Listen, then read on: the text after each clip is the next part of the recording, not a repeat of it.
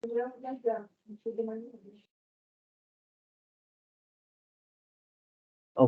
Assalamualaikum warahmatullahi taala wabarakatuh. Salam sejahtera. Bertemu lagi kita hari ini bagi kuliah yang berikutnya. Okey, kuliah kita di mana hari ini kita akan mula cerita sedikit sebanyaklah pengenalan bagi chapter 5. Chapter 5 apa tu kita panggil bending of the beam lah. Bending of beam. Okay. Bending of the beam ni dia sangat penting lah. It's a very important aspect to be learned lah by you guys. Somehow sebab dalam kehidupan aspek keseharian kita sebagai yalah bakal-bakal jurutera ataupun bakal-bakal juruteknik, memang kita akan sentiasa lah melihat kepentingannya untuk kita faham dan fasih bagi keadaan ilmu berkenaan dengan bending of the beam ni.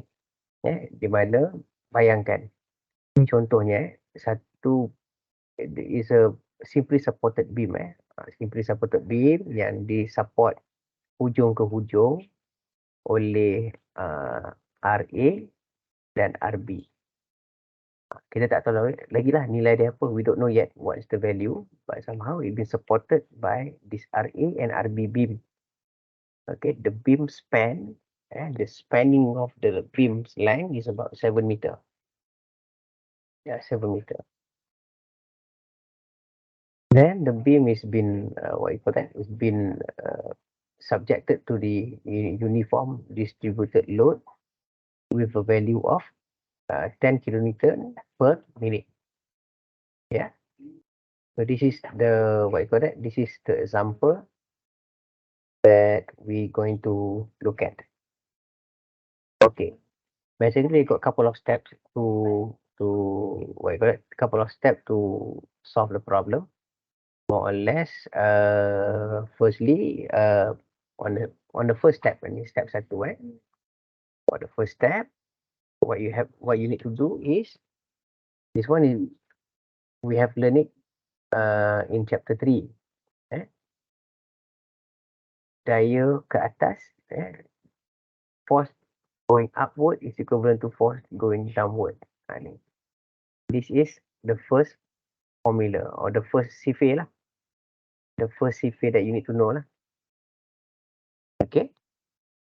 So for this case, ada berapa daya yang menuju ke atas dan ada berapa daya yang menuju ke bawah.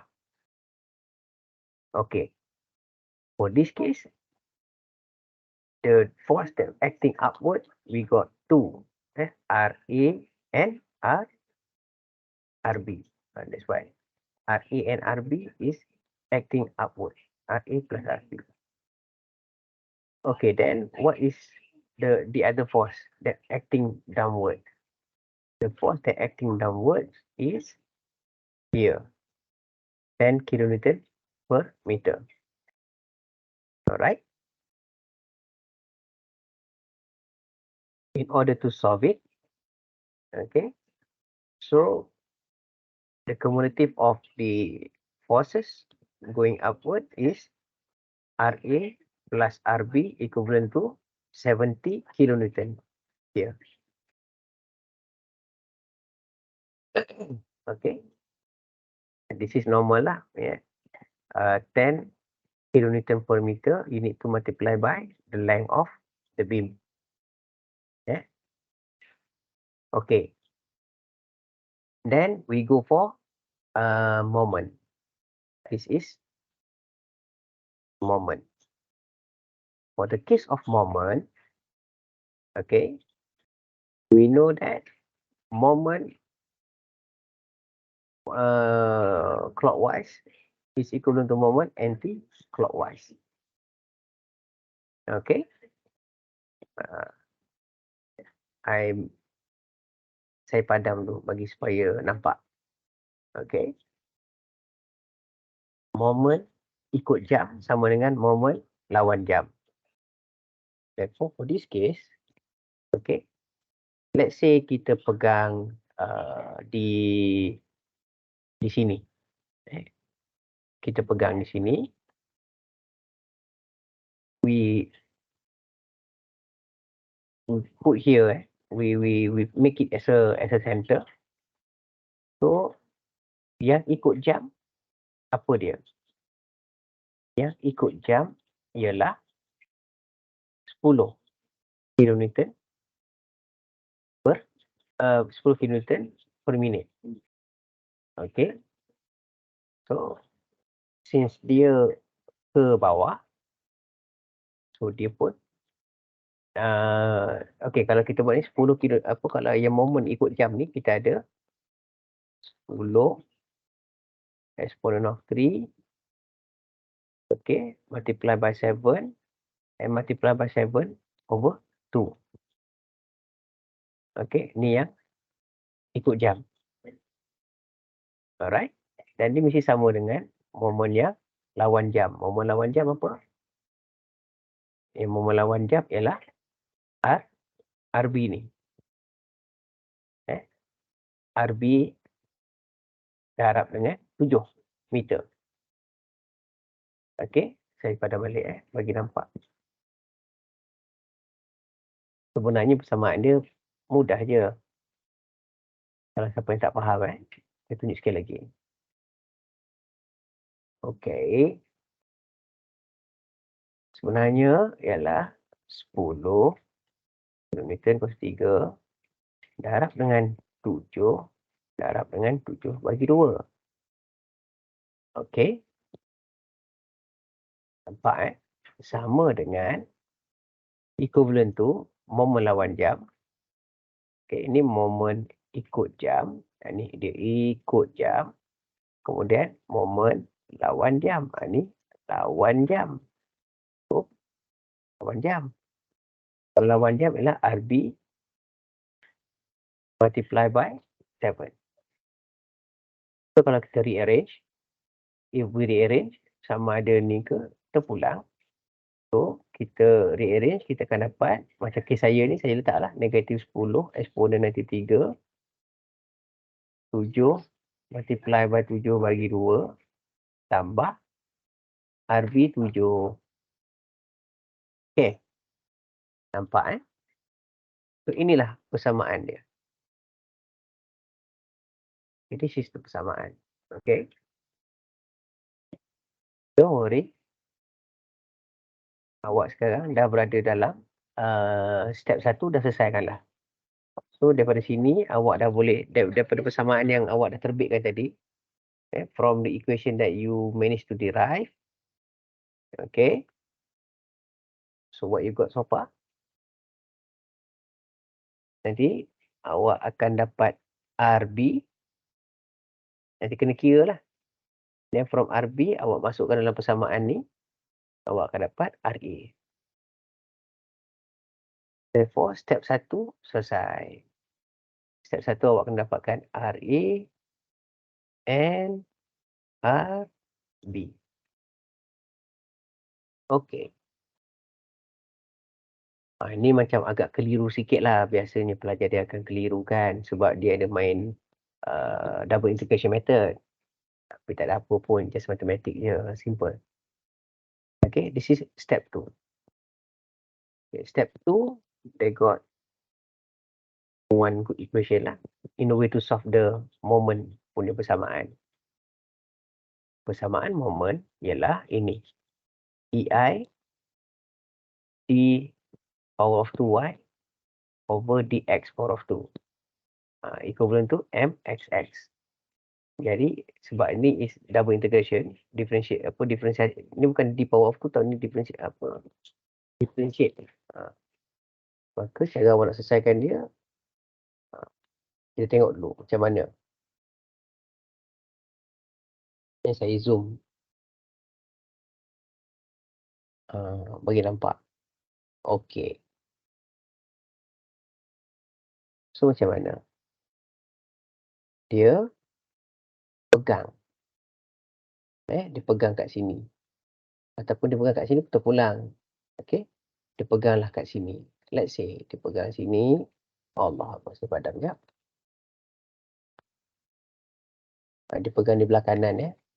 Di sini.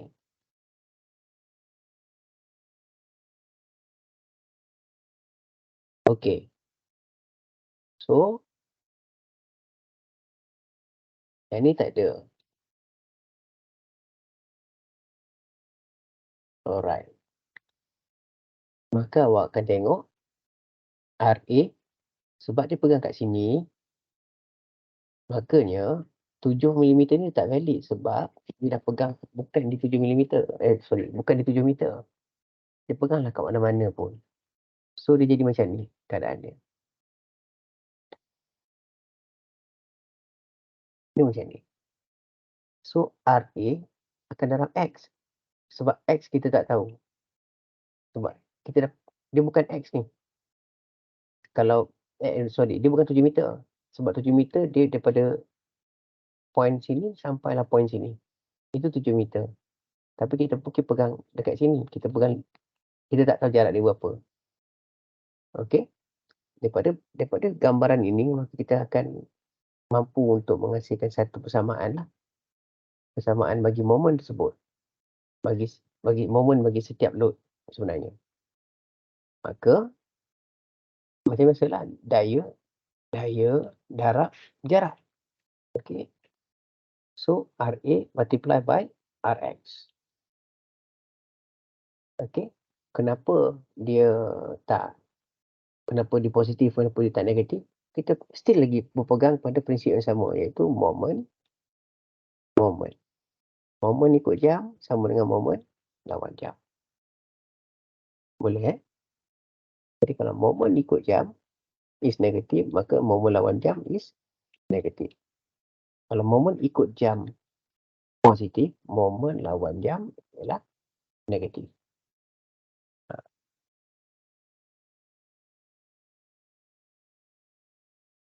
Makanya RA multiply by X. Dah dapat sini dah. Okey.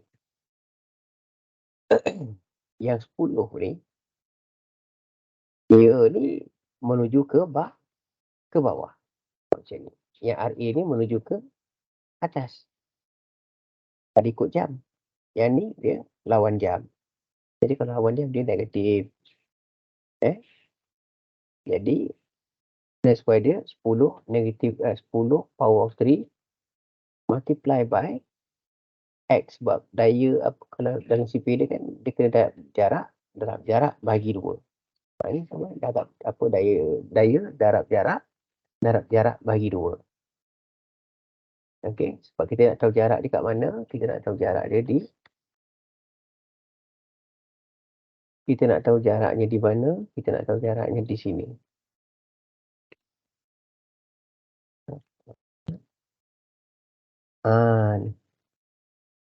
Ini jarak kita nak tahu sebab kita pegang kat sini.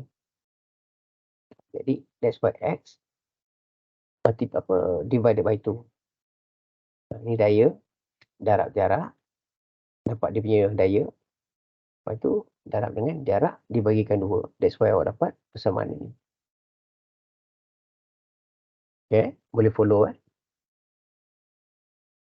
Makanya selepas itu awak akan integrate. Integrate kali pertama. Ni belum integrate lagi lah. Ni baru nak integrate. Bila awak integratekan dia, maka kalau untuk integrate, dia meningkatkan kuasa. So, kena plus 1 and then nilai ni akan jadi dekat bawah. Okay, mungkin tak berapa nak nampak. Apa saya tunjuk.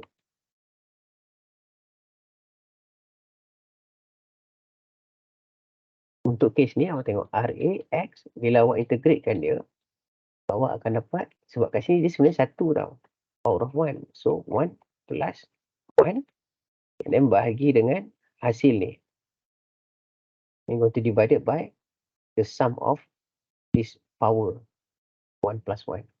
So that's why we managed to get RAX power of 2 over 2 on our first integration. Okay, and then of course, this one is being integrated in the function of x. So mostly x is going to change accordingly. Alright? Okay. So once we manage to get this one, then we're going to follow up by the other component of the equation, which is 10 power of 3 multiplied by x power of 2 over 2. So same goes 2 plus 1.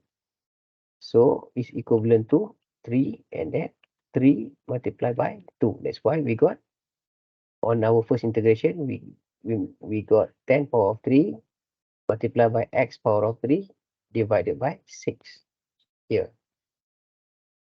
Okay. So of course, once we solve the first integration, we need to add up by C1. This is perkali lah. Memang ada dalam integrate sama ada C boleh pakai C ataupun boleh pakai A. Ikutlah. Kadang-kadang kalau macam Puan Syariza Azwin atau lecturer lain, dia akan pakai A. Macam tu. Okay. So ini bila kita once we manage to derive or integrate the derivation of this one, then it's going to become dy over dx. Dy over dx ni is a slope. Slope tu maksudnya ni. Ini kan awak punya beam. Bila dia melenduk macam ni, dia ada slope dia. Inilah dipanggil dy over dx. Okay. This is what we call slope. Alright. So, kita dah menyelesaikan untuk kes slope, kecerunan. Nak tahu kadar, that's why dia pakai dy dx. Kadar y ni over dx span. Ni x patut dia ada tinggi kan, y kan. Kadar kecerunan y mengikut function x. Itulah cerita dia. Okay. So bila dah sampai ke slope ni, mostly we are on the good track lah. Sebab masalah pelajarnya ialah dia tak dapat menerbitkan persamaan dekat sini ni. Persamaan ni dia tak dapat terbitkan. Then of course, this persamaan going to change according to the question lah, according to the cases yang kita akan cuba selesaikan. So therefore need to be careful lah. Ini tak semua soalan yang sama, tapi kaedah tu dan sifir tu kena sama lah, kena faham. Okay. So once done with the slope, kita akan derive sekali lagi. Kita akan integrate sekali lagi, second integration. So sama je kaedah dia. This time kita ada power of 2, so 2 plus 1 equivalent to 3. 3 multiplied by 2, which is 6. And then for this one, 3 plus 1, we got 4. 6 multiplied by 4, we got 24. So that's why we got here. And then of course, for constant x, kalau dia tak ada apa-apa, maka dia akan jadi macam A ni kan, dia tak ada apa-apa, maka bila kita integrate, dia akan tambah x kat sini. Dia jadi AX macam tu. And plus dengan bila dah derive, kita akan dapat B. Atau pulang lah ni, constant nak pakai C1, C2 boleh, nak pakai A atau B pun boleh, tak ada masalah. Okay. Yang paling penting sekali, akhir kata, saya padam dulu, kita berjaya dapat persamaan tu. Persamaan 1, 2 dan 3. Itu yang paling penting. Kalau tak berjaya terbitkan persamaan, dan kita problem. Okay. Inilah persamaan dia.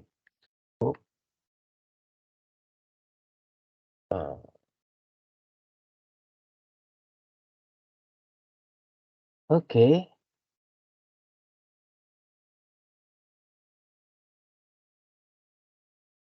So ini ialah step 3. Step 3 in a way to solve the problem. Step 3 is very simple. What we need to do is, kita kena tahu boundary condition. We need to know what is the boundary condition. BC ni maksudnya boundary condition. Okay. In order to understand it, better for me to draw a beam lah.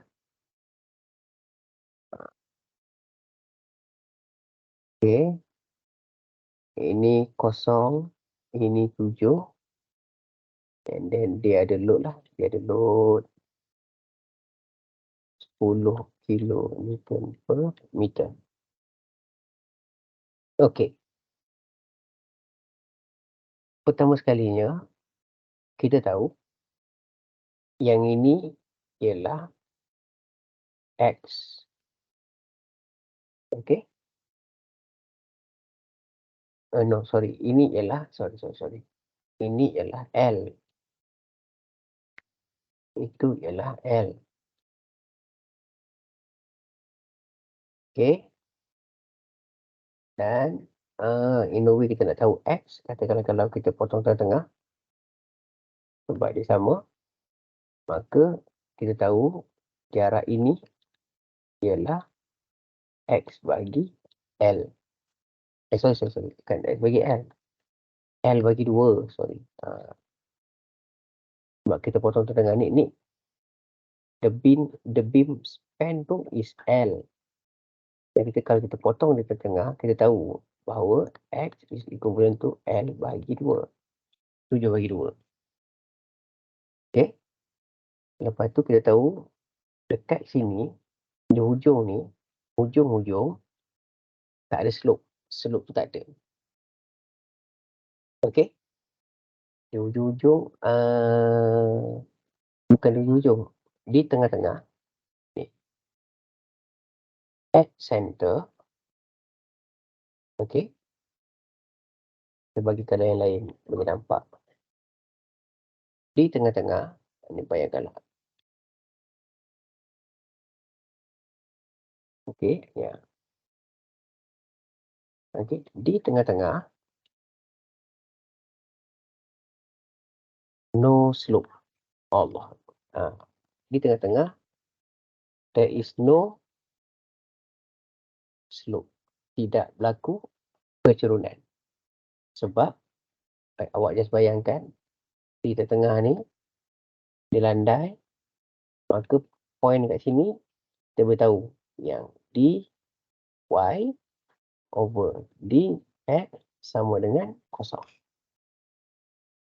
Di mana berlakunya lokasi ni? Di tengah-tengah beam tu, iaitu x sama dengan L bahagi 2. Itu sebabnya keluar benda ni. Okey, keadaan yang pertama. Okey, ini first BC. BC yang pertama. And then kita teruskan lagi. Okey. BC yang kedua, tidak akan ada berlaku penggerakan beam di hujung ke hujung. Maknanya tidak akan berlaku lah ada pergerakan ni apabila X kosong, X 7. Faham kan? Bila X kosong, Y kosong. Bila X 7, Y pun kosong juga sepatutnya. Unless kalau dia case macam ni. Ini X kosong, Y kosong. Kalau kat sini, X something, Y pun akan melendut ke bawah. Berapa? Dia tak sama. Okay. Makanya untuk kes ni, kalau kita tengok, kita pakai Y kosong, X sama dengan kosong. Okay. Dy kosong, dx kosong. Dy over dx kosong. Yang ni pun sama. Maka kita masuklah persamaan dekat yang awal tadi tu. Persamaan ini. persamaan ini. Sebab kita ada guna dy over dx. Therefore, in order to solve it, kita dah tahu dah persamaan ini. Dy dx sama dengan kosong. Okey. X sama dengan L bagi 2. Ini pun samalah. X sama dengan L bagi 2. Okey. Then, inilah X ni kan ada. So, X sama dengan L over 2. Ini pun sama. X sama dengan L over 2. And then, awak akan uruskan semuanya. Of course, E dengan I ni memang dia dah bagi. Kalau tengok dalam soalan, dia bervalue lah. Ini patutnya dah ada lah. E and I tu dah ada dah. E tu yang modulus, I tu initial. Biasanya dalam soalan dia dah bagi dah. Ini bernilai dah. Dah ada nilai. Okay. So, awak boleh selesaikan ini komponen pertama. Awak boleh selesaikan persamaan komponen kedua sebab RE dah tahu. X pun dah tahu sebab X tu sama L bagi 2. 10 power of 3 multiply by X power of 3. Yalah. X power of 3 over 6. X pun dah tahu nilai dia berapa. Maka awak dapatlah C1. You manage to get C1.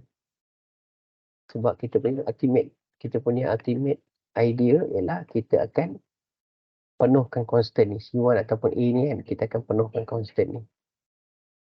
Kita tahu berapa nilai dia. Kita tahu berapa nilai dia. Kita tahu berapa nilai dia. 1, 2, 3. Dan biasanya C1 is sama lah nilai dia. C1 tu satu nilai lah. Okay.